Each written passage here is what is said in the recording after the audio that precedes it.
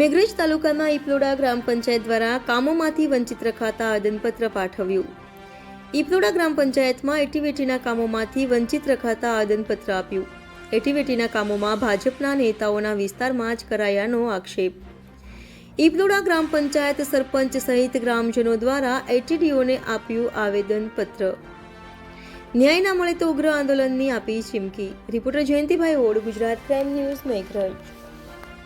હું ઈપલોડા ગ્રામ પંચાયતનો ડેપ્યુટી સરપંચ છું. મારા વિસ્તારમાં 5 થી 6 ગામ આવેલ છે અને અમોને અમારા તલાટી ગૃહમંત્રી ઉપર અરજદારે એસીબી કરતો ભાજપે અમારી ઉપર અદાવત રાખી, કર્મચારીઓએ અદાવત રાખી, વારંવાર ફોર્મ કાઢી નાખવામાં આવે છે.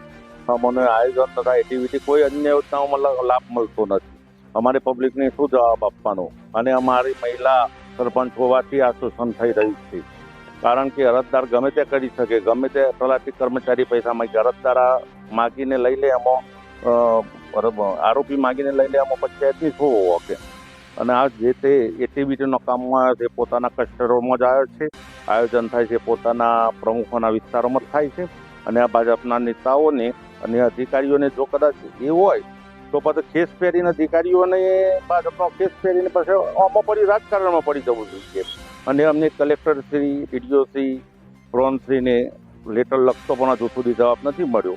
આનો 3 દિવસમાં નિકાલ નહીં થાય તો અમે ઉગ્ર આંદોલન ઉપર આખી પંચાયત, તાલુકા પંચાયત આગળ ઉપાડી દેશું. અને જો ન્યાય નહીં મળે તો કોઈ પણ બનાવ બને એક સરકારી કર્મચારીઓની જવાબદારી રહેશે.